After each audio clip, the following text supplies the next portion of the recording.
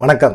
பிரியங்கா பஞ்சாயத்து தான் இன்னும் பெருசாக ஓடிக்கிட்டே இருக்குது. குக் வித் கோமாளியில் இது வரைக்கும் ஒரு 4 சீசன் நடந்திருக்கு. இந்த 4 சீசன்லேயும் பார்த்தீங்கன்னா இப்படிலாம் எந்த விதமான ஒரு பஞ்சாயத்துமே இல்லை. மக்களை சிரிக்க வைக்கிறதுல மட்டும்தான் கவனமே செலுத்துவாங்க. நீ பெரியவனா நான் பெரியவனா அப்படிங்கிற எண்ணம் கூட யாருக்குமே கிடையாது. அதுவும் குறிப்பாக பார்த்தீங்கன்னா செப் தாமுலாம் கொஞ்சம் இறங்கி வந்தே பேசுவார். அவரை இந்த சோயெல்லாம் பார்த்திங்கன்னா இந்த சீசனில் போயா போடா வாடா அப்படின்லாம் பேசுது. அதெல்லாம் பெருசாக எடுத்துக்கவே இல்லை. அவங்களுக்கு லாங்குவேஜ் தெரியல அப்படின்னு சொல்லிட்டு கடந்த இதுலேயுமே அப்படி தான். இப்படி நிறைய பேர் லாங்குவேஜ் தெரியாமல் வர்றவங்களுக்கெல்லாம் இவங்க என்கரேஜ் பண்ணி எப்படியாவது மக்களை சிரிக்க வைக்கணும்ப்பா அப்படிங்கிற ஒரு எண்ணம் மட்டும் அவங்க மைண்டில் இருந்துச்சு. யார் பெரியவங்க அப்படிங்கிறது இல்லை. குறிப்பாக வெங்கட்பட்டு கோமாளிகளோட ரொம்ப சகஜமாக பழகக்கூடிய ஒரு நபர். அப்படி எல்லாத்தோடையும் சகஜமாக பழகி நல்ல ஒரு பேருமே எடுத்தார். குக் வித் கோமாளி நல்ல நிலைமைக்கு போயிட்டே இருந்தது. அதுலேயும் குறிப்பாக பார்த்திங்கன்னா சிவாங்கி, புகழ், பாலா, சுனிதா, குரேசி இவங்கெல்லாம் ஒரு நல்ல கோமாளியாக தான் இருந்தாங்க. ஆனால் இந்த சீசனில் தான் இந்த புகழ், குரேசி இவங்கெல்லாம் ஒன் சைடாகவே வேலை பார்க்க ஆரம்பிச்சிட்டாங்க. இதெல்லாம் பார்க்கும்போது என்னடா இப்படி இருக்குது அப்படிங்கிற மாதிரி தோணுச்சு. ஏற்கனவே பார்த்திங்கன்னா குக் வித் கோமாளி 2ஆக உடஞ்சிருச்சு. ஒன்று அங்கிட்டு போச்சு, டாப்பு குக்கு டூப்பு குக்குன்னு ஒரு சன் டிவி பக்கத்து ஒன்று போயிடுச்சு. அப்போ குக் வித் கோமாளியை கொஞ்சம் ஸ்ட்ராங்காக பண்ணணும், நல்ல காமெடியாக பண்ணணும் அப்படிங்கிற ஒரு எண்ணம் விஜய் டிவிக்கும் வந்துச்சு. அங்கே பார்த்தீங்கன்னா கொஞ்சம் கோமாளியோட சகஜமாக இறங்கி விளையாடக்கூடிய ஒரு நபர்னா வெங்கட்பட்டு தான். அவர் என்ன செய்கிறாரு, அங்கே போயிட்டார் அப்படின்னா இங்கே யாரை கொண்டு வருது அப்படின்னா ஒருத்தர் புதுசாக மாதம்பட்டி ரங்கராஜா கொண்டு வராங்க. சரி, எல்லாமே புதுசுப்பா, வெங்கட்பட்டு போல் இவரால் செயல்பட முடியுமா அப்படின்னு பார்த்தீங்கன்னா ஓரளவுக்கு மேனேஜ் பண்ணிட்டார். அவரும் புதுசாக வந்தாலும் அந்த புதுசு அப்படிங்கிறதே தெரியாமல் ஓரளவுக்கு அவர் நல்லா மேனேஜ் பண்ணுறார். சரி, அவரை தாண்டி நம்ம இன்னமும் ஒரு நல்ல விஜய் டிவியில் ஒரு நல்ல ஒரு ஃபேஸ் உள்ள ஒரு நபரை கொண்டு வந்தால் தான் நல்லது அப்படின்னு சொல்லி விஜய் டிவி நினச்சி பிரியங்காவை கொண்டு வந்தது தான் அவங்க தப்பு. அவங்க தலையில் அவங்க மண்ணாளி பட்டுக்கிட்ட மாதிரி ஆயிடுச்சு. ஏன்னா பிரியங்காவை எல்லாத்துக்கும் தெரியும், அவங்களுக்கு சமைக்க தெரியுமாங்கிறது தெரியாது. அவங்களுக்கு உண்மையிலே நான்வெஜ்ஜெல்லாம் சமைக்க தெரியாது. நான்வெஜ்ஜெல்லாம் அவங்க சாப்பிடவே மாட்டாங்க. அவங்கெல்லாம் நான்வெஜ்ஜை ரொம்ப சூப்பராக சமைக்கிறாங்க அப்படின்னு சொன்னால் டேஸ்ட் பண்ணாமே சமைக்கிறாங்க. அப்படின்னா இங்கே நாம் நாக்கில் நக்கி பார்த்து சமைச்சா கூட தின்னா கூட அவ்வளோ இதாக இருக்குது சில டயத்துல எல்லாம். அப்படிப்பட்ட ஒரு சூழ்நிலையில் இவங்க டேஸ்ட் பண்ணாமையே பக்கத்தில் இருக்க கோமாளியை வச்சு அவங்க நாக்கில் தடவி விட்டு இவங்க டேஸ்ட்டு கேட்டு இவங்க அந்த இதெல்லாம் ஜெயிக்கிறாங்க.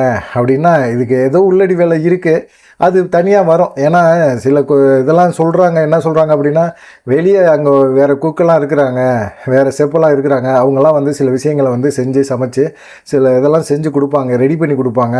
அதை இவங்க பண்ண மாதிரி கொண்டு போய் கடைசியில் டேஸ்ட்டுக்கு வைப்பாங்க. அதை தான் டேஸ்ட் பண்ணி சொல்லுவாங்க அப்படிங்கிற மாதிரி சொல்கிறாங்க. இந்த பிரியங்காவை கூட்டிகிட்டு வந்தது தான் தப்பு. காரணம் இந்த குக் வித் கோமாளி எப்படியாவது சக்ஸஸ் பண்ணி காட்டணும் அப்படின்னு விஜய் டிவி நினச்சிது. ஏன்னா புது நிகழ்ச்சி தயாரிப்பாளர் டீமு எல்லாமே புதுசு புதுசாக இருக்கிறனால என்ன பண்ணுறது அப்படின்னு தெரியாமல் இவங்களும் முழிச்சிட்டாங்க.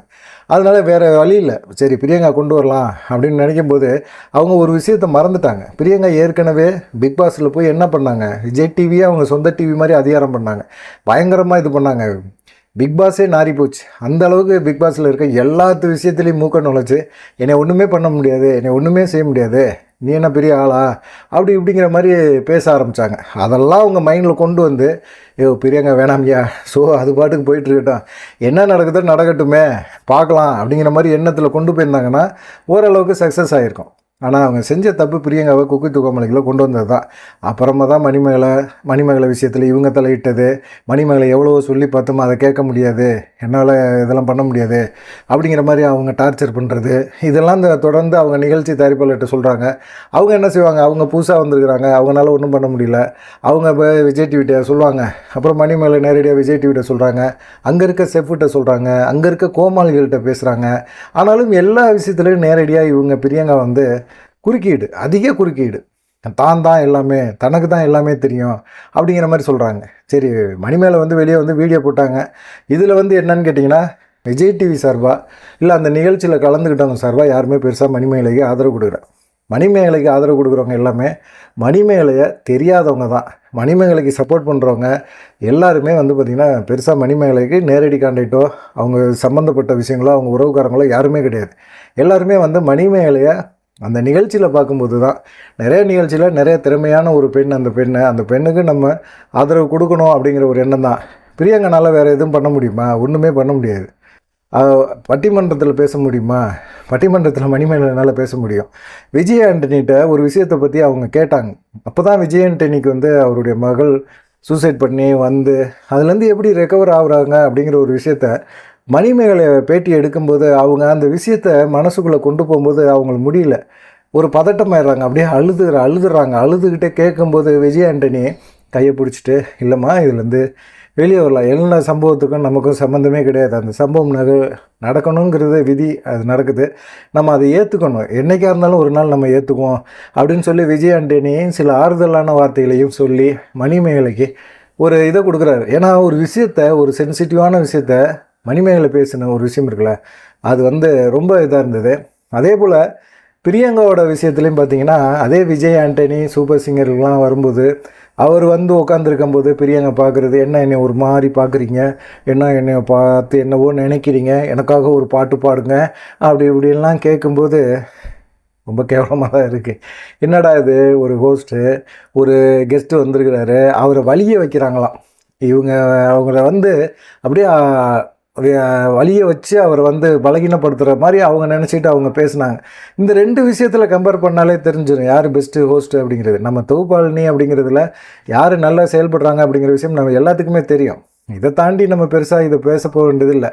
விஜய் டிவியில் இருக்கிறவங்க தான் பிரியங்காவுக்கு ஆதரவாக பேசுகிறாங்களே, வீடியோ போடுறாங்களே, மற்றபடி ஒன்றும் கிடையாதுன்னு வச்சுக்கோங்களேன். இவங்க வெளியிடுற வீடியோக்கள் இதுக்கெல்லாம் பெருசாக மக்கள்கிட்ட ரீச் ஆகாது, சொம்புன்னு தான் சொல்லிகிட்டு இருக்காங்க. நம்மளை மணிமேகலைக்கு ஆதரவாக பேசுகிறவங்களையும் மணிமேகலை சொம்பு அப்படின்னு சொல்கிறாங்க. மணிமேகலைக்கு சொம்பாக இருக்கிறது ஒன்றும் தப்பு கிடையாது. ஏன்னா ஒரு நல்ல திறமையான ஒரு பெண்ணை இவ்வளோ அநியாயமாக கேவலப்படுத்தி அனுப்பிச்சி விட்றீங்களடா அப்படிங்கிற மாதிரி ஒரு கோபம் வருது இல்லை, அந்த கோபம் நியாயமான ஒரு கோபம். அந்த கோபத்துக்காக நம்ம சொம்புன்னு பேர் வாங்குறது ஒன்றும் தப்பு கிடையாது தான். அதே போல் பார்த்திங்கன்னா, இப்போது மணிமேகலை போயாச்சா, வேறு ஆள் போஸ்ட்டை போடணும். கண்டிப்பாக இப்போ இந்த இது முடிஞ்சு போச்சு, பிரியங்காவுக்கு கொடுத்துட்டானுங்க, ஃபைனலில் வின் பண்ணிட்டாங்க பிரியங்கா அப்படின்னு சொல்லுது. பிரியங்கா சமையல் பயங்கரமாக இருக்குது, டேஸ்ட்டாக இருக்குது அப்படின்னு தாமுவும் மாதம்பட்டி ரங்கராஜன் நக்கி பார்த்துட்டு அவங்க சொல்கிறாங்க. அப்படின்னா நம்மளும் நம்பிட்டு போக மாட்டோம்ல, நம்மளுக்கும் 1008 சந்தேகம் மைண்டில் ஓடும்ல. அப்படி தான் ஓடுது. ஒரு பிளான் பண்ணி நீங்களே அனுப்புவீங்களாம், நீங்களே டைட்டில் வின்னரும் கொடுத்துருவீங்களாம். இப்படியெல்லாம் நீங்கள் செய்கிறீங்க, நாங்கள் பார்க்குறவங்க முட்டாவா அப்படிங்கிற மாதிரி தோணும்ல. அந்த எண்ணம் எல்லாத்துக்கும் வருது. என்ன செய்ய முடியும், என்னடா இப்படி பிரியங்காவுக்கு இப்படி செம்படிக்கிறீங்க, விஜய் டிவி நிர்வாகமே இது சரியா அப்படிங்கிற மாதிரிலாம் கேட்க தோணுது. என்ன பண்ணுறது, ஒன்றும் பண்ண முடியாது. இதனால் பிரியங்காவுக்கு நம்ம கொடுக்குற இந்த டைட்டிலை பார்க்கும்போது மக்கள் ஒரு கொந்தளிச்சிடக்கூடாது. அதே மாதிரி இந்த இதை பார்க்காமவும் இருந்துடக்கூடாது. அதுக்காக நம்ம என்ன செய்யலாம் அப்படின்னா, இப்போ சமீபத்தில் நாளைக்கு ரிலீஸ் ஆக போகிற மெய்யழகன் அப்படிங்கிற படத்தோட ப்ரொமோவையும் அதோட ஜாயின் பண்ணுறாங்க. அரவிந்த் சாமி வர்றாரு, அதே போல் கார்த்திக் வர்றாப்புல, அப்புறமா ராதா அவங்களும் வராங்க.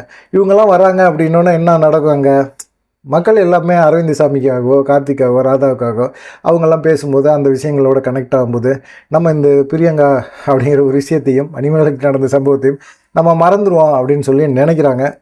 பார்க்கலாம் என்ன நடக்கும் அப்படின்னு சொல்லிட்டு, என்ன பண்ணுறாங்க என்ன செய்கிறாங்க அப்படிங்கிறத பார்ப்போம். வித்தியாசமாக பண்ணுறேன்னு சொல்லி குக்கு வித் கோமாளியை இந்த சீசனை நாரடித்து மக்களுக்கு ஒரு நிம்மதியாக ஒரு சிரிச்சிட்டு நிம்மதியாக தூங்கலாம் அப்படின்னு நினைக்கிற இடத்துல போட்டு நம்மளையும் மென்டல் டார்ச்சர் பண்ணுறானுங்க. ஏன்டா இப்படி பண்ணி தொலைக்கிறீங்க அப்படிங்கிற மாதிரி தான் கேட்கணும் போல் இருக்குது. அடுத்த சீசன்லாம் குக்கு வித் கோமாளியே நடத்தாதீங்க, ஏதாவது ஒரு சீரியலை மட்டும் போட்டு தொலைங்க. இந்த குக்கு வித் கோமாளினால் ஒன்றுமே இல்லை அப்படிங்கிற மாதிரி தான் தோணுது. அந்த மாதிரி ஆகிப்போச்சு.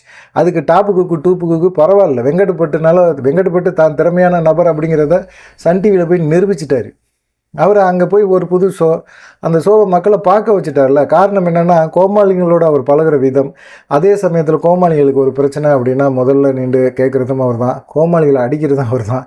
அடிக்கிற இடத்துல தானே அன்பு இருக்கும். அதுபோல் வெங்கடப்பட்டுட்டா அந்த விஷயம் இருக்குது. இது மாதிரி வெங்கடப்பட்டெல்லாம் இந்த சீசனில் இருந்து பிரியங்கா அப்படி நடந்துக்கிட்டால் கண்டிப்பாக வெங்கடப்பட்டு கேள்வி கேட்டிருப்பாப்புல. அவரெல்லாம் கொஞ்சம் இது பண்ணிடுவார், போயா என்னை சேர்த்துக்கிட்டாலும் சரி சேர்த்துக்கலாலும் சரி போங்கயா, எனக்கு குக்கு வித் கோமாளியே தேவையில்லையே போங்கயா அப்படின்ட்டு போல்டாக அடிச்சுட்டு போயிட்டே இருப்பாங்க. அந்த மாதிரி தாமு சார்னால் செய்ய முடியல, தாமுனால் செய்ய முடியல அப்படிங்கிற ஒரு வருத்தம் இருக்குது. மணிமேகலைக்கு எனக்கு என் பொண்ணு மணிமேகலை அது இந்த ஷோ விட்டு போனது எனக்கு வருத்தம், தனிப்பட்ட முறையில் எனக்கு மிகப்பெரிய வருத்தம் அப்படின்னு சொல்லி சேனல்களில் அவர் பேட்டி கொடுத்தது இதெல்லாம் ஏற்றுக்கலாம். ஆனாலும் தனிப்பட்ட வருத்தங்களை எங்கே நம்ம சொல்லணும் அப்படிங்கிற ஒரு விஷயம் இருக்குல்ல. பிரியங்காவுக்கு நேராகவே நீ செய்கிறது தப்பு பிரியங்கா அப்படின்னு ஒரு தடவை சொல்லிட்டாரு. ஒரு நல்ல ஒரு ஞாபகம், ஒரு நல்ல ஒரு புரிதல் உள்ளது. நல்ல மாட்டுக்கு ஒரு சூடுன்னு சொல்லுவாங்கள்ல, அதுபோல் பிரியங்காவுக்கு வந்து தாமு சொல்லிட்டார், இது வந்து ஸ்டார்ட் மியூசிக் கிடையாதுமா, இது வந்து குக்கு வித்து கோமாளி, நீ வந்து ஜாஸ்தி பேசாத அப்படிங்கிற மாதிரி சிரிச்சுக்கிட்டே சொல்லிட்டார். வாழைப்பழத்தில் ஊசி ஏற்றி விட்டார். புரிஞ்சுக்கிட்டு நடந்துக்கணுமா வேணாமா? அவரும் என்ன செய்வார்? வயசானவர், அவர் என்ன செய்வார்? ஏதாவது ஒன்று சொல்லணும், செய்யணும் அப்படின்னு அவரும் சொல்லி பார்த்துட்டாரு. திருந்தாது, பிரியங்கா திருந்தாது. அது இனிமேலமாவது பார்க்கணும் அப்படின்னு சொல்கிறாங்க. அதே போல் இந்த ஸ்டார்ட் மியூசிக்கில் கடந்த வாரம் வந்து யாரோ ஒருத்தவங்க கமெண்ட் போட்டிருந்தாங்க, அது பார்த்தீங்களா பாஸ் அப்படின்னு கேட்டிருந்தாங்க. பார்த்தேன். பிரியங்காவுக்கு வந்து இப்போது 2030 வரைக்கும் நீங்கள் தான் தொகுப்பாளினி, சூப்பர் தொகுப்பாளினி, உங்களை போல் ஒரு ஆளை பார்க்க முடியாது, நீங்கள் இன்னும் 300 வருஷம் விஜய் டிவிலே ஓட்டுவீங்க அப்படின்னு அவனுங்க பேசுகிறது உண்மையிலே தான் கலாய்க்கிறானுங்களா, இல்லை விஜய் டிவி சொல்லி வச்சேடே இப்படிலாம் பேசுங்கடா, இப்படிலாம் பேசுங்கடா, இப்படிலாம் பேசி விடுங்கடா, பிரியங்காவை ஏற்றி விடுங்கடா அப்படின்னு சொல்கிறானுங்களா என்னன்னு தெரியல. பார்க்கலாம் என்ன நடக்கும் அப்படின்னு சொல்லிட்டு. குக்கு வித்து கோமாளி இந்த சீசன் 5 பிரியங்காவனால நாஸ்தி ஆயிடுச்சு. அதே நாஸ்தியான பிரியங்காவுக்கு டைட்டில் கொடுத்து நீங்கள் விரட்டுறீங்க பார்த்தீங்களா, இது நியாயமே இல்லை அப்படின்னு மக்கள் கொந்தளிக்கிறாங்க. பார்க்கலாம் என்ன நடக்கும் அப்படின்னு சொல்லிட்டு. எல்லாருமே மணிமேகலைக்கு ஆதரவாக பேசுகிற நீங்கள் எல்லாம் மணிமேகலையோட செம்பு அப்படின்னு சொல்கிறவங்களுக்கு ஒரே ஒரு வார்த்தை தான், மணிமேகலை அவங்களுக்கு செம்பாக இருக்கிறதுல நாங்கள் பெருமைப்படுறோம்டா, போங்கடா அப்படின்னு சொல்ல தோணுது. நன்றி, வணக்கம். தொடர்ந்து நம்மளை ஆதரவு பண்ணுங்கள்.